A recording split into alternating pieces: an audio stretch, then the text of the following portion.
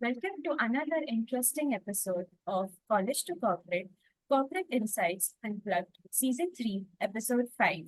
Welcome to the show about the amazing world of invention, creativity, and technology. I am your host, Hiya Raja, and today we have a very special guest with us, Miss Tanaya Mehta, who is a creative retail expert and marketer with over a decade of experience in the FMCG, food, and grocery retail industries. She is an expert in brand development, category management, and strategic partnerships, having worked with well known companies such as Beaches Basket, More Retail Limited, and Shoppers Stop. In 2023, Tanaya was awarded the Young Achiever Award and Most Admired Category Performer of the Year for her innovative thinking. She is currently the head of strategic partnerships at Nature's Basket, where she is working to increase the brand's partnerships with luxury brands. Um, Aside from her remarkable work, Tanaya is enthusiastic about sustainability and actively supports a variety of social and environmental concerns. We are very excited to do this podcast as our viewers will gain corporate knowledge from you. Before we begin, we would like to welcome you to our podcast series. Thank you for joining us today, ma'am. How are you today? Thank you for the introduction. I'm glad to be here. I think I've recently conducted a session at IBS Mumbai, and I'm glad that I have this opportunity to connect more with the students that are there. This is my first podcast, so I am excited as well. Let's go. Yes. So can we begin with the questions, ma'am? Sure. Yeah. So Tanaya, you have a diverse background from retail, fashion, and FMCG. So what initially drew you towards the retail industry?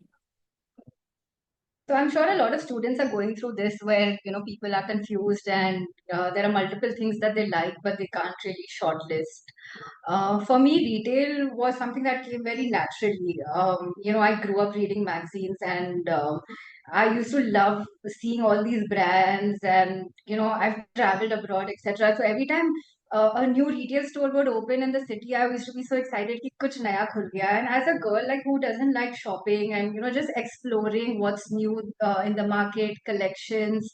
So for me, I knew I wanted to be in either something creative for sure, either advertising or fashion. But D2C or anything which is consumer led always gets me very excited.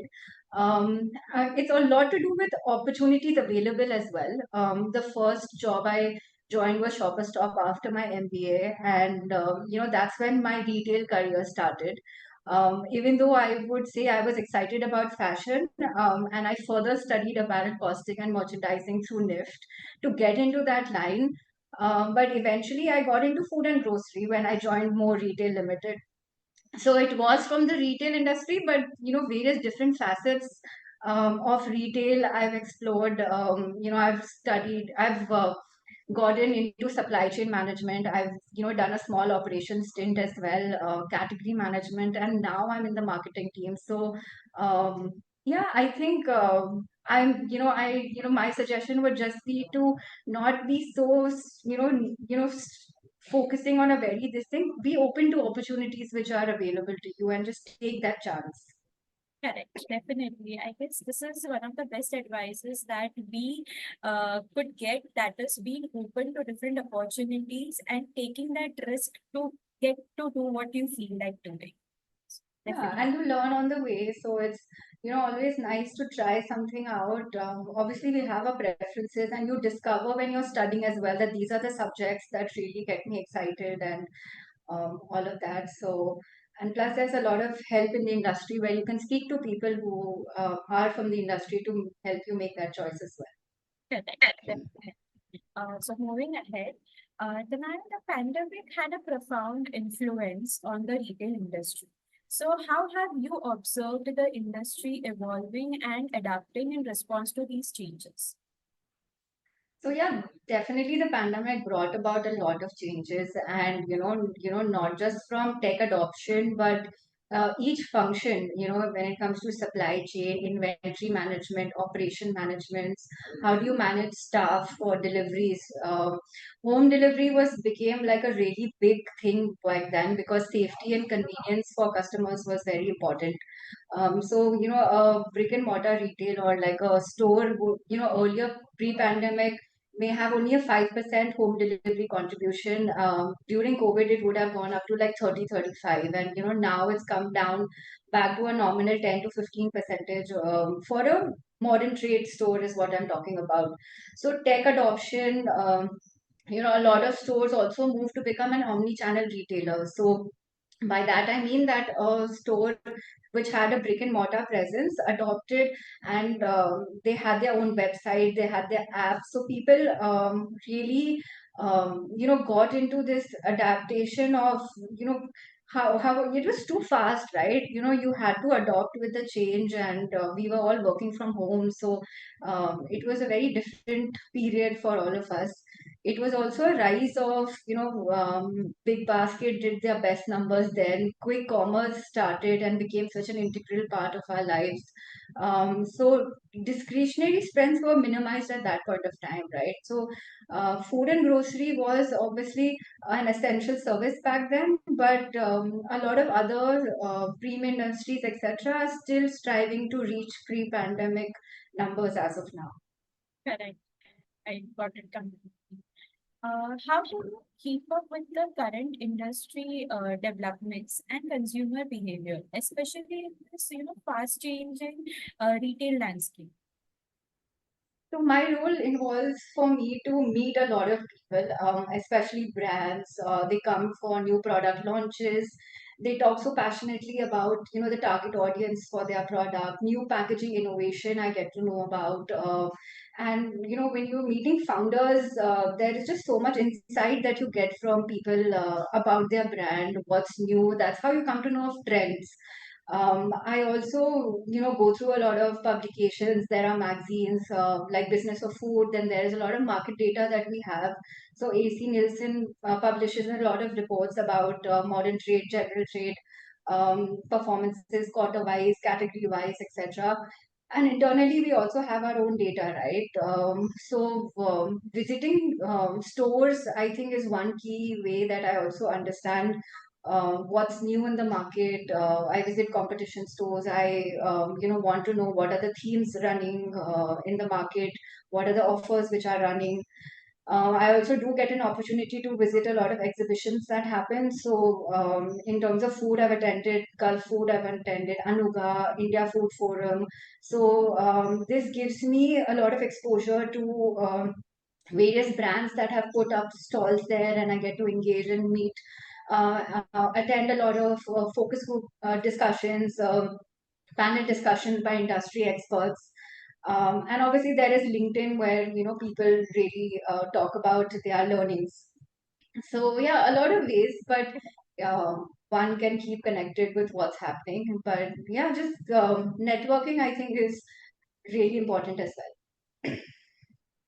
So, networking and interacting is the key, I guess, then. Yeah.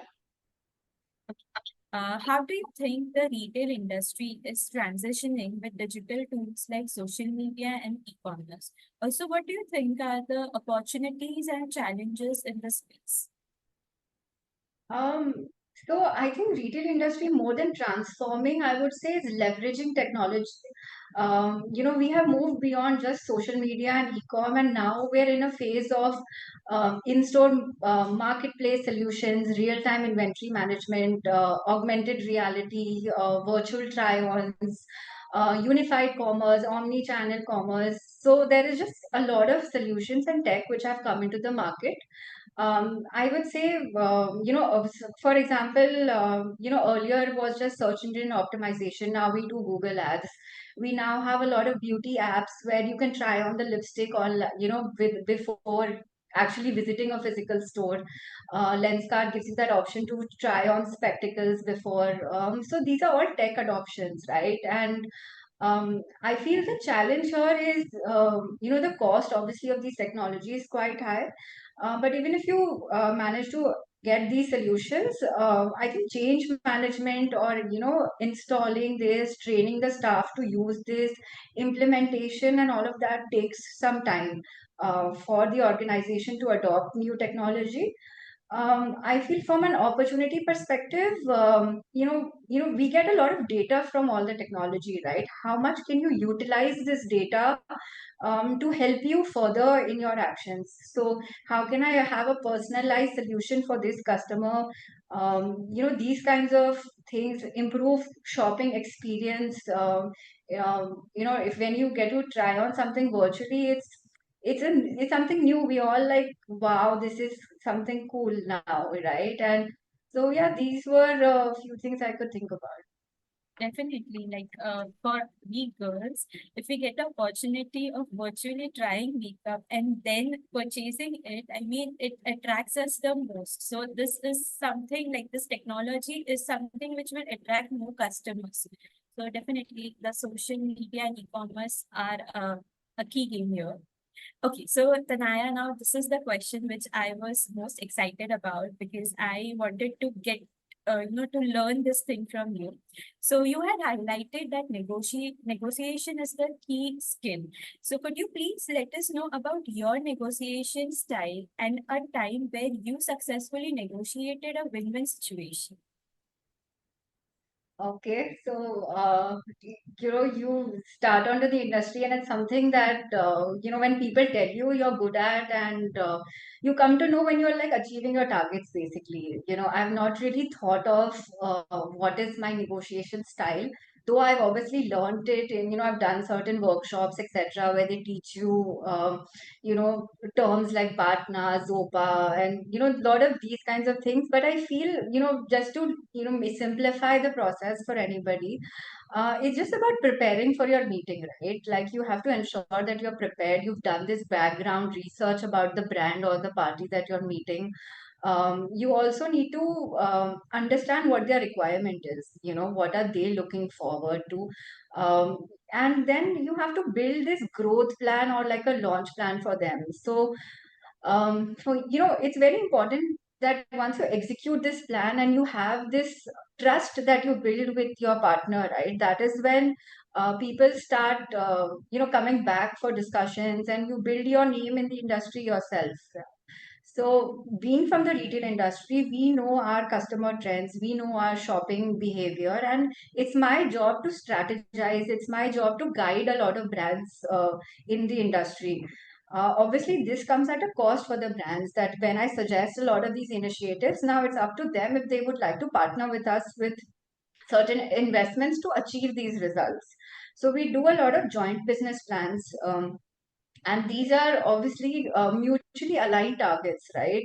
Which both stakeholders are equally responsible to achieve. And my role as such expects me to negotiate pretty much on a daily basis. So it's hard for me to just pick up this one example, but do head to my LinkedIn page where you'll get to see a lot of partnership, option pay posts that I have spoken about, and I would like to share a few of those things that my manager had told me right in the beginning of my career. I think one of the small liners that they told me was, "Don't be penny wise and pound foolish," and that's something I'm kind of keeping in mind also every time I'm negotiating. That look at the bigger picture here. We want to build a relationship with the brands that we're working with. And another thing that people tell a lot of category managers is "मांगने में क्या जाता है?" Like you don't know just by asking. You don't know. Some might agree, some people might not agree, but do bring your thought to the table, and just put your best foot forward. It's important for you to sound confident, which is that comes from experience, that comes from being prepared for the meeting, and that's how you build trust. Dressing well for the meeting. These kinds of small things, really help in kind of cracking that deal. So yeah, I mean, I've not really thought about it, but this is just something that I naturally follow. Yeah. I am sure this is the most important learning that I'll be taking along from this podcast. Moving ahead, Tanaya, what do you find the most rewarding thing about your work?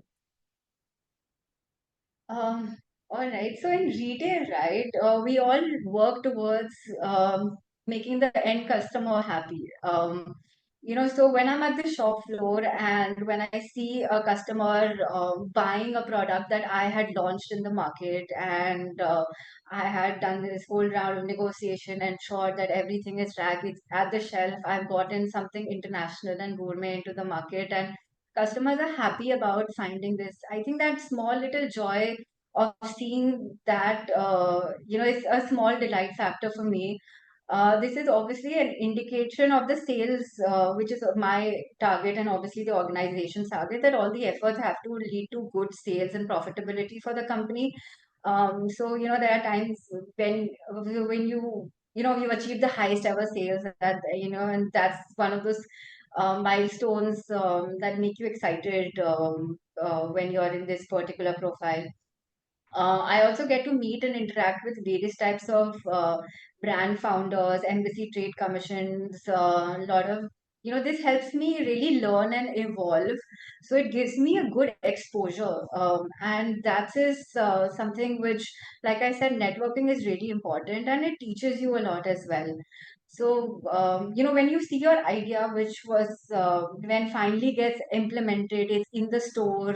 So that whole sense of satisfaction of completing a project.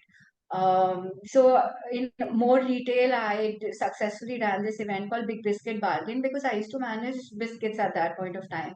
It took so much effort and multiple stakeholders involved, and then at the end of it, we achieved the highest ever sales in the category, right? So, it was a moment of joy for me. I wrote a thank you email to everybody who helped me, get the act right. So yeah, just a sense of achievement when you achieve your milestones, and these were just a few things which I could pen down about. Yeah, what makes my work rewarding. Definitely. I guess appreciation is something that works for each one of us. The more we are appreciated, the more we feel motivated to perform even better the next time. Yeah. Yeah. So moving ahead, Tanaya, firstly, congratulations for being awarded the Young Achiever Award at More Retail Limited. So I just want to know that what did that recognition mean to you and how did it impact your career? So rewards and recognition is a very huge motivator for me. It's something I've always aspired for. I manifested and I work towards deserving that award as well, right? It's a great feeling when you hear that your parents are proud of you, and it just helps you build a good name in the industry, right? When you're starting off, and so it's just about soaking in a lot of congratulatory messages, and then eventually heading back to work the next day and then working on your next challenge. The most recent award was the Golden Spoon Award, which was an industry-wide award as well that I won for the most admired category performer. So, yeah, I think I'm just that one person who, that Leo in me wants to shine at, and I'm sure all of us would love to, achieve these milestones. Yeah.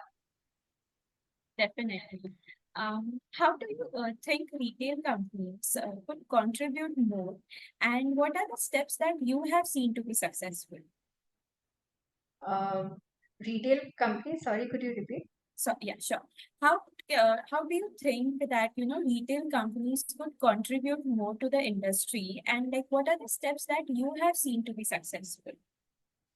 Right, you meant from the sustainability angle? Is that what you mean?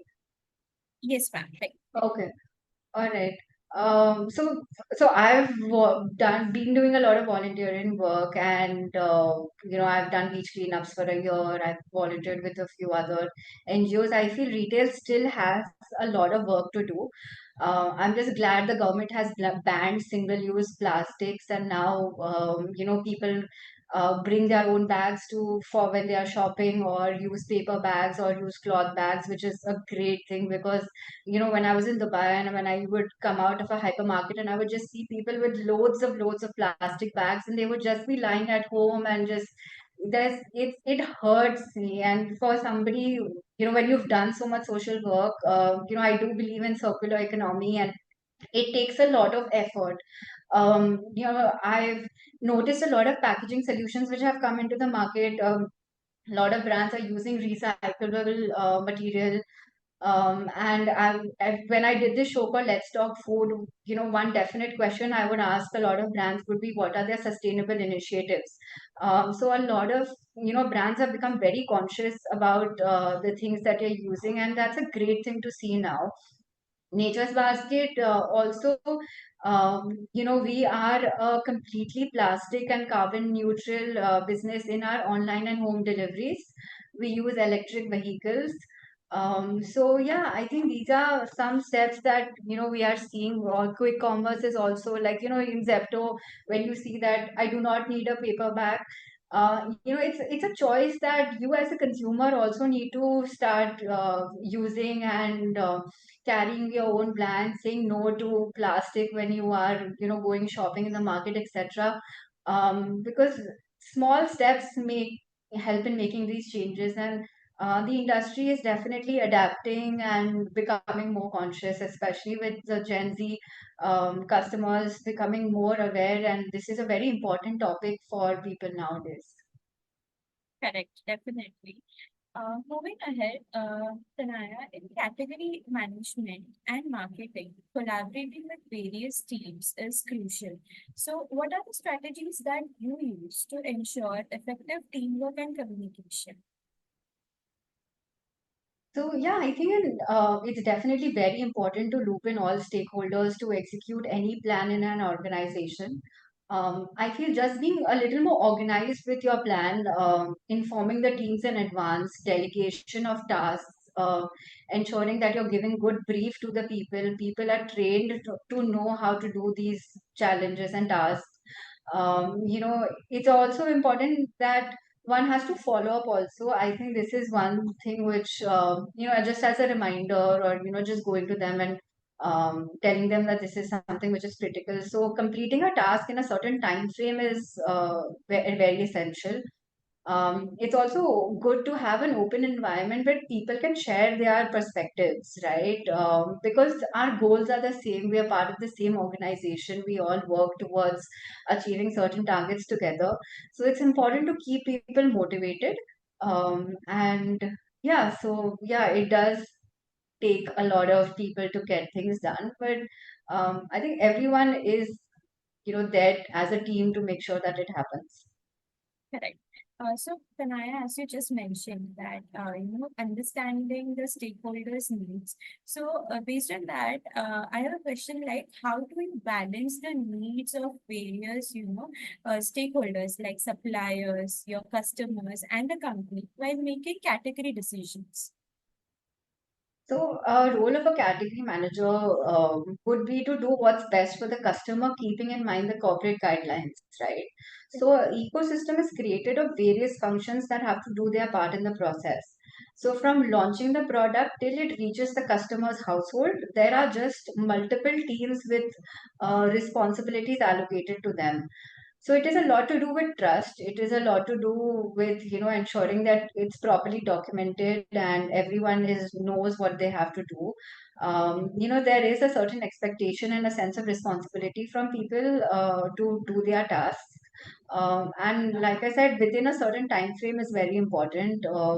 So speed, seamlessness, and making sure that um, task flows from one department to the other is very important, because finally all of us are working towards the end result, right? So execution, I think, is very important. So it's great to plan, it's great to strategize, but execution and result is what finally matters, right? And that is what your KRAs are set to achieve certain deliverables.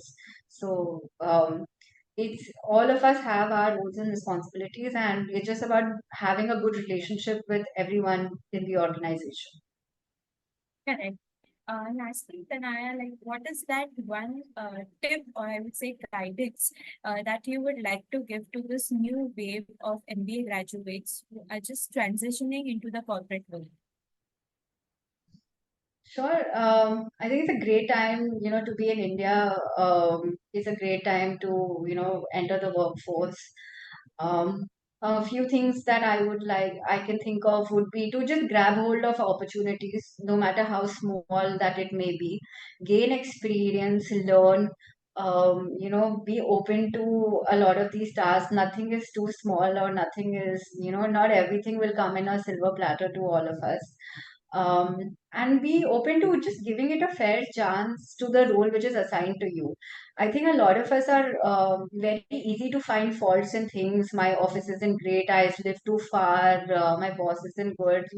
We crib a lot, but it is important to look at the positive side of things, and give it a fair chance, because you have to build your own brand, right? It's very important for you to market yourself. It's important for you to stand out of the mediocrity, because there are obviously just too many people, right? So how do you shine, how do you stand out, is by doing good work. And so you be open to roles. Even in retail, I did say in the first question, I love retail, it comes naturally to me. But within retail also, I've done supply chain, I've done operations, I've done like category management, and now I'm in marketing. So I've explored various facets of it, and I once I understand, once you learn on the job. Dress well for your part, and yeah, this was just like a few things I would like to say. Just be positive about things, and be diligent, have that sense of motivation. Obviously, grass is greener on the other side for a lot of things in life in general, but do the best that you can, right?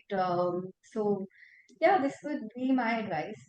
Correct. I mean, I completely agree with the advice that you have given, because I just, because I am also in my first year, I do realize that usually we just want to go to the bigger things. Whereas, just like you mentioned, it's important to understand that at the initial stage, there are a lot of things that you need to first understand, you need to learn. So, grabbing those opportunities is very important for you to move upwards in that ladder. So that's a great advice, and that is something like all our viewers would resonate with. Um, so it was my pleasure having you for this podcast today, Tanaya. I mean, we really appreciate you for sharing your knowledge, insights, and experiences with us. We genuinely learned a lot of things like consumer behavior and sustainability from your marketing and retail experience. I am confident all our viewers will, be inspired by your passion for innovation and determination. Lastly, I would just like to wish you great success in your job at Nature's Basket and in all the incredible projects that you are a part of. Thank you for taking out your time and joining us today. Thank you. You've been really kind and nice. It's a great platform just to connect with people. You all can definitely reach out to me on LinkedIn for any queries that you have. I'm glad I could help and do my part in, reaching out to so many people. Thank you so much for this opportunity as well. Thank you so much. Thank you. Bye.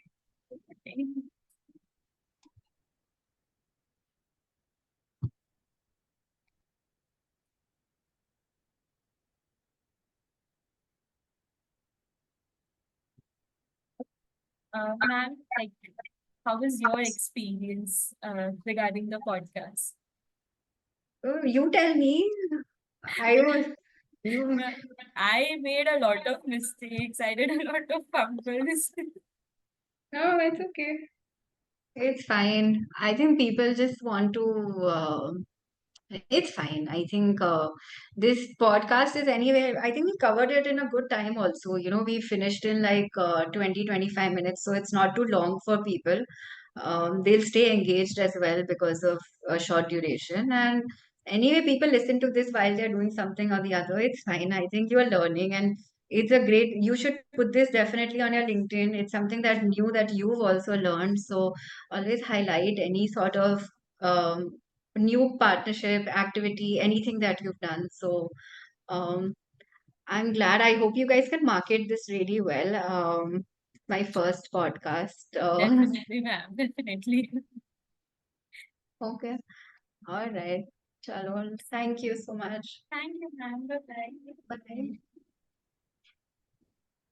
Thank you for joining us for episode 7. Be sure to like, share, and subscribe to our channel. You can find us on Spotify as well. So connect with us on social media for exciting content. We are looking forward to seeing you in episode 8.